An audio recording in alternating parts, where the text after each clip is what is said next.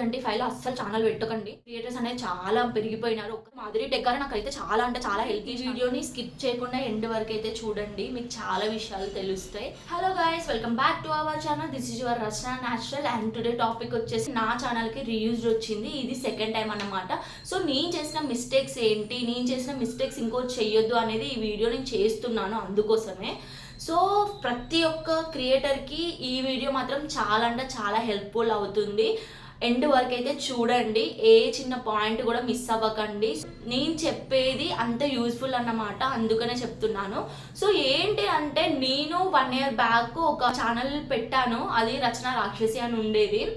So దాంట్లో నాకు వచ్చేసి ఒక 12K సబ్స్క్రైబర్స్ ఉన్నారు. 12K సబ్స్క్రైబర్స్ ఉన్నారు, రన్ అవుతూనే ఉంది ఛానల్. బట్ మానిటైజేషన్ అయ్యే టైం అన్నమాట. సో ఆ టైంలో నాకైతే కాపీరైట్ వచ్చింది. కాపీరైట్ వరుసగా 3 సార్లు పడింది. నా ఛానల్ అయితే పోవడం జరిగింది. వితిన్ 3 monthsలో అదంతా అయిపోయింది. అదంతా అయిపోయాక నేనైతే చాలా డౌన్ అయిపోయినాక సో నేను ఇంత చేసిన అయినా ఎందుకు ఇలా వచ్చింది అని అనుకున్నా. సో రచన కాసుజు 555 అనే మెయిల్తోని నాకు నా రాక్షసి రచన ఛానల్ అయితే ఉండేది. సో ఆ మెయిల్ ఆటోమేటిక్గా ఓపెన్ కావట్లేదు, నేను ఎప్పుడు యూట్యూబ్కి లింక్ చేసినా కానీ. సో ఎందుకు అంటే మనకి కాపీరైట్ 3 times వస్తే దానితో మనం యూట్యూబ్ ఛానల్ ఇంకోటి పెట్టడానికి కూడా ఉండదంట. సో ఆ మెయిల్ అనేది నాకు పోయింది. సో నేను కొత్త మెయిల్ చేసుకున్నాక 2-3 వీడియోస్ అప్లోడ్ చేసినాక కూడా నాకు రీచ్ అంతగానం రాలేదు. సో నేను లైట్ తీసుకున్నాక ఒక 3-4 months తర్వాతకి కొత్త ఫోన్ అయితే తీసుకున్నా. నా ఫోన్ బాగా ఖరాబ్ అయిపోయింది, పాతది. సో కొత్త ఫోన్ నేను తీసుకున్నా, దీంట్లో పిక్చర్ క్లారిటీ అన్నీ బాగా వస్తాయి. సో నేను ఎందుకు మళ్ళీ ఛానల్ రన్ చేయకూడదు అని రచన న్యాచురల్ అని ఈ ఛానల్ నేమ్ పెట్టినా అన్నమాట. పెట్టి రెగ్యులర్గా నా వీడియోస్ అప్లోడ్ చేసుకుంటూ వెళ్తూనే ఉండేది. వచ్చేది గ్రోత్ వచ్చింది. నాకు వచ్చేసి 800 సబ్స్క్రైబర్స్ అయినాక నాకేం ఆలోచన వచ్చిందంటే, ఎంత చేసినా గ్రోత్ రావట్లేదు, ఎంత చేసినా నాకు ఫాస్ట్గా గ్రోత్ రావాలి అని ఫీల్ అయినా ఇక గ్రోత్ రావట్లేదు, ఇంక ఇంతే కావచ్చు, నేను క్రియేటర్ని కావచ్చు అని లైట్ తీసుకున్నా. అసలు ఇక్కడే నేను స్టెప్ వెనక్కేసాను అన్నమాట. యాక్చువల్లీ ఎప్పుడు కూడా మనం తొందరగా రావాలని అయితే అనుకోవద్దు. వస్తుంది, కొంచెం లేటుగా వస్తుంది. మంచి అనేది కొంచెం లేట్గానే జరుగుతుంది. సో అది నా మట్టి బుర్రకు తట్టలేదన్నమాట. సో నేను ఏం చేసిన అంటే, నాకు తొందరగా రావాలి, తొందరగా రీచ్ రావాలి అని నేను అనుకున్నా. కొన్ని సంవత్సరాలు కష్టపడతారు, అయినా రీచ్ రాదు. కానీ వాళ్ళకి ఒక్కటేసారి రీచ్ అనేది పెరుగుతుంది. బట్ మనం కష్టపడాలి. సో నాకేమనిపించింది అంటే, ఇదే కావచ్చు కష్టం, ఇంత చేస్తేనే రాలేదంటే ఇది రాదు కావచ్చు అని నేను లైట్ తీసుకున్నాక ఏంటి అంటే సో నా వీడియోస్ ఎట్లా నేను పెట్టట్లేను కదా అని లైట్ తీసుకున్నా. అట్లనే 3 months దాటిపోయింది. 3 months దాటిపోయినాక ఏమైందంటే, ఒకరోజు నా ఫ్రెండ్ ఒకతను చెప్పినాడు, నీ వీడియోస్ కాకుండా వేరే వాళ్ళ వీడియోస్ పెట్టి చూడు, రీచ్ వస్తుందా రాదా అని మాట్లాడితే, నేనేం చేసిన అంటే, ఓకే ఎట్లా ఉన్నా అది పెట్టట్లేను కదా, సో పెట్టి చూస్తా అని నేను అనుకున్నా. సో ఎవరి ఆలోచిస్తుంటో ఒకదైతే దొరికింది, కంటెంట్ అయితే పెట్టేసినాం. మంచిగా రీచ్ వచ్చింది. మంచిగా రీచ్ వచ్చింది. మానిటైజేషన్ వరకు వచ్చినాక మానిటైజేషన్ అప్లై చేసినాక తీరా చూస్తే ఇలా అయింది. ఇంకా నేనైతే ఎంత కళ్ళ నిండా నీళ్ళే ఉన్నాయి, అసలు ఎంత కష్టపడినా అని ఇంతేనా అనిపించింది నాకైతే. సో నేనైతే అప్పుడు ఒకటి ఫిక్స్ అయిపోయినా, అసలు యూట్యూబ్ ఛానల్ రన్ చేయకూడదు. 2025లో అయితే యూట్యూబ్ ఛానల్ అస్సలు రన్ చేయకూడదు. రన్ చేస్తే ఇలానే ఉంటుంది. సో క్రియేటర్స్ అనేది చాలా అంటే చాలా పెరిగిపోయినారు. ఇంకే కంటెంట్ పెట్టినా చూస్తలేరు, వేస్ట్ ఆఫ్ టైం అనే నాకైతే అనిపిస్తుంది. ఏంటి అంటే, ప్రతి ఒక్క చిన్న క్రియేటర్ ఏదో ఒక చిన్న ఆశతోనే కదా యూట్యూబ్ ఛానల్ అనేది క్రియేట్ చేస్తారు. సో నేను అదే చిన్న ఆశతో క్రియేట్ చేసి ఇంతవరకు వచ్చినాక ఇట్లా వచ్చినాక నాకైతే రీయూజ్డ్ అని వచ్చింది. యాక్చువల్లీ రీయూజ్డ్ అనేది ఎందుకు వస్తుంది అంటే, అందులో మనం పెట్టిన వీడియోస్లో కాపీరైట్ వచ్చినా రీయూజ్డ్ కిందకే వస్తుందంట. సో నాకు వచ్చేసి ఒక కాపీరైట్ అయితే వచ్చేసింది. సో రీయూజ్డ్ వస్తా నేను అస్సలు అనుకోలేదు. కాపీరైట్ అనేది 3 months వరకు అలానే ఉంటుంది. 3 months తర్వాత పోయినాక అప్పుడు మనం ఛానల్ మానిటైజేషన్కి మళ్ళీ అప్లై చేసుకోవాలి. అది నాకు తెలీదు. సో నేనేమనుకున్నా అంటే, అప్లై చేసిన అయిపోయింది. అప్లై చేసినాక అట్లనే వచ్చింది. మళ్ళీ సెకండ్ టైం ఒక 2 months తర్వాత ఆగినాక చేసిన, 1.5 month తర్వాతకి చేసిన, మళ్ళీ రీయూజ్డ్ అనేది నాకైతే వచ్చేసింది. రీజులు వచ్చినాక నేనైతే ఫీల్ అయినా ఇంకా వేస్ట్ చేసి వేస్ట్ అని. సో నేను ఏం చేసిన అంటే వేరే వాళ్ళ వీడియోస్ పెట్టినా అని చెప్పిన కదా, అవన్నీ నేను స్టాప్ చేసిన, అన్లిస్టెడ్ కొట్టేసినాక నా వీడియోస్ పెట్టడం స్టార్ట్ చేసిన. నా వీడియోస్ పెట్టుకుంటూ ఇటు లైవ్ చేసిన. నేను చేసిన లైవ్ నా ఫ్రెండ్స్ అందరికీ ఫార్వర్డ్ చేసిన. అండ్ నేనైతే మాకు ఒక 2-3 గ్రూప్స్ ఉంటాయి, అంటే 10th ఇంటర్ గ్రాడ్యుయేషన్ బీటెక్ వాళ్ళు 3 గ్రూప్స్ ఉంటాయి. 3 గ్రూప్స్లో నేను లైవ్ చేసిన ప్రతి ఒక్కటి నేను వాళ్ళకి షేర్ చేసేదాన్ని, గ్రూప్లో పంపించేదాన్ని అన్నమాట. సో అందరికీ నేను ఇన్ఫామ్ చేసేది ఈరోజు నేను లైవ్కి వస్తున్నా అని. సో అట్లీస్ట్ వాళ్ళు లైక్ కొట్టకుండా నాకు ప్రాబ్లం లేదు, కానీ నా లైవ్ను చూస్తారు కదా, చూస్తేనే వాచ్ అవర్స్ అనేది పెరుగుతుంది కదా, వాచ్ టైం పెరిగితేనే కదా మనకి మానిటైజేషన్ అయ్యేది. సో నా ఓన్గా నేను మానిటైజేషన్ తెప్పించుకోనికి ట్రై చేసిన అన్నమాట. సో ఇంకా రెగ్యులర్గా నేనైతే ఎప్పుడు లైవ్ చేసినా కానీ మినిమం 2 hours అయితే పెడతా. ఎందుకంటే 2 hours మనం ఒక 2 hours మనం అట్లీస్ట్ అట్లనే కంటిన్యూస్గా చేసుకుంటూ వెళ్తూ ఒక 10 వీడియోలు మీరు రెగ్యులర్గా చెయ్యండి, రోజుకొక 2 hours చేయగా మీ వీడియోస్ ఎవరు చూసినా చూడకుండా ఒక 3-4 మెయిల్స్ క్రియేట్ చేసుకోండి మీరు. And me father, me mother, me sister, me relatives అందరికీ షేర్ చేయండి. ప్రతి ఒక్కరికి షేర్ చేయండి, మీకు తెలిసిన వాళ్ళకి, వాళ్ళని చూడమనండి.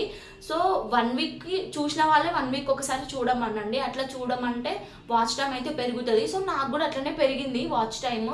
నేను వాచ్ టైంని పెంచుకున్నాను.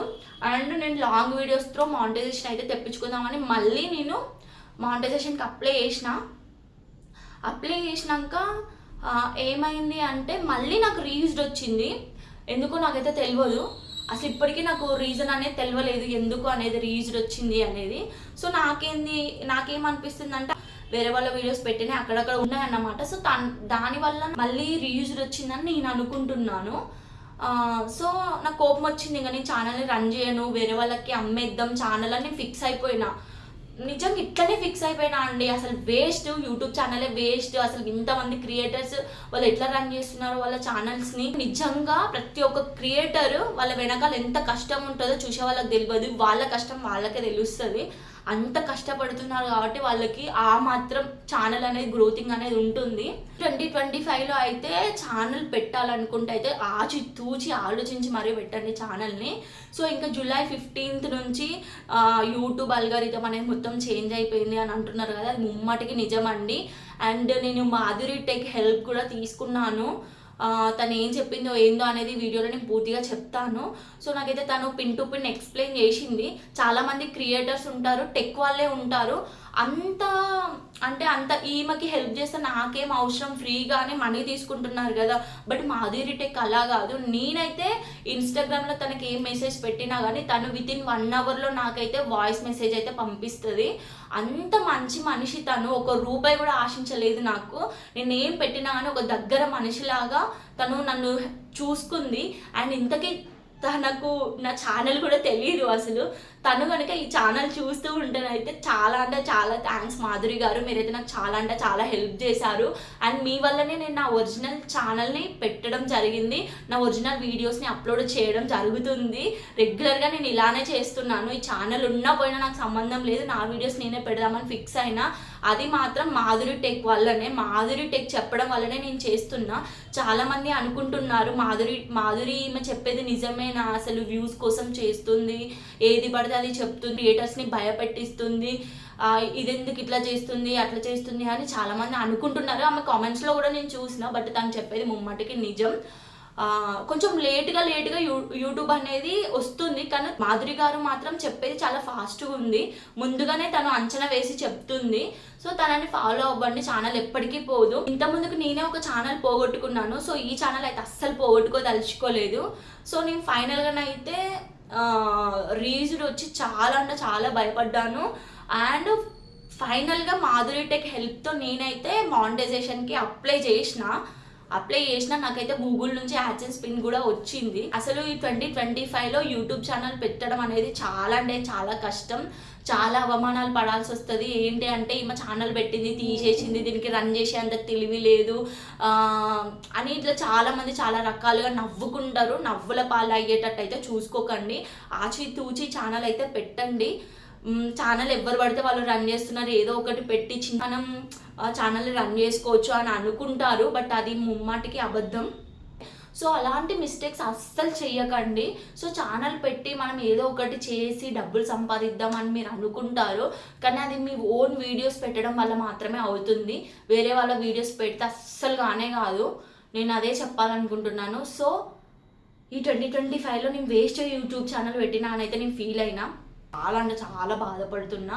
అసలు ఇంత కష్టమా యూట్యూబ్ని రన్ చేయడం అని అయితే చాలా అంటే చాలా బాధ అనిపిస్తుంది. ఆ ఛానల్ అయితే నా ఫ్రెండ్స్కి ప్రతి ఒక్కరికి నేను షేర్ చేసిన, కానీ కొంతమంది కుళ్ళుబోతులు ఉన్నారు కదా, వాళ్ళు ఎవ్వరు నా ఛానల్ని సబ్స్క్రైబ్ కూడా చేసుకోలేరు. ఎందుకు ఏంటో నాకైతే తెలియదు. నేను ఎక్కడ పెద్ద గ్రోత్ అవుతున్నా, ఫేమస్ అయిపోతున్నా కావచ్చు అని నాకైతే అనిపించింది. అట్లా 2025లో క్రియేటర్స్ అనేది చాలా పెరిగిపోయినారు.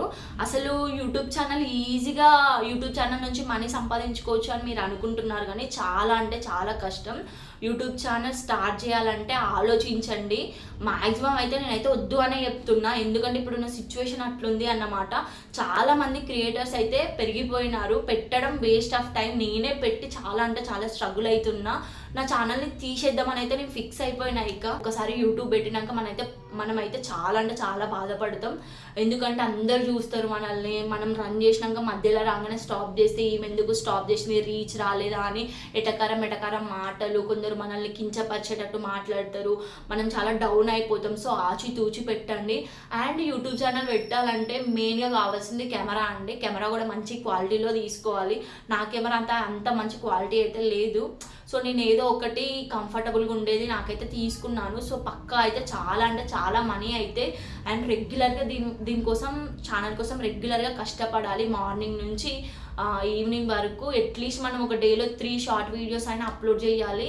సో అంత కష్టపడాలి. అంత కష్టపడితేనే ఏ క్రియేటర్కైనా ఫలితం అనేది వస్తుంది. సో చాలామంది క్రియేటర్స్ నేను చూసి అనుకున్నాను కదా, యూట్యూబ్ ఛానల్ రన్ చేయడం ఎంత ఈజీయా, వాళ్ళు తిన్నా పెడుతున్నారు, పడుకున్నా పెడుతున్నారు అని నేను ఫీల్ అయినా. కానీ పడుకోవడం అంటే జస్ట్ పడుకుంటే వాళ్ళ వీడియోస్ వాళ్ళే ఫోన్ నుంచి తీసుకొని పోతుందా? దాని వెనకాల వాళ్ళు ఎంత కష్టపడుతున్నారు. నాకైతే నేను ఛానల్ రన్ చేస్తుంటే నాకు అర్థమవుతుంది, అమ్మో క్రియేటర్స్ ఇంత కష్టపడ్డారా, అయినా వాళ్ళకి ఇంత మాత్రమే రీచ్ ఉందా అని. సో నేను చెప్పాలనుకున్నది ఒక్కటే. సో మీరు ఏదైనా పెట్టాలనుకున్న ఆలోచించి పెట్టండి. నేను ఒకటే సజెస్ట్ చేస్తున్నాను, యూట్యూబ్ ఛానల్ ఈ 2025లో అస్సలు పెట్టకండి. ఎందుకంటే యూట్యూబ్ అల్గోరిథం మొత్తం చేంజ్ అయిపోయింది. అండ్ ఇంకోటి వచ్చేసి అంత ఈజీగా మానిటైజేషన్ అయితే అవ్వట్లేదు. అందుకనే చెప్తున్నా, వాచ్ టైం తెప్పించుకోవడం కూడా చాలా అంటే చాలా పెద్ద కష్టం అయిపోయింది. నేనైతే నా ఛానల్ని ఇప్పుడు స్టాప్ చేద్దామని ఫిక్స్ అయినా. అంతే. ఇంకా ఫైనల్గా థ్యాంక్ యూ అండి. సో మీకు ఏమైనా టిప్స్ తెలిస్తే నాకైతే చెప్పండి, నాకు యూస్ఫుల్ అవుతుంది ఇంకా.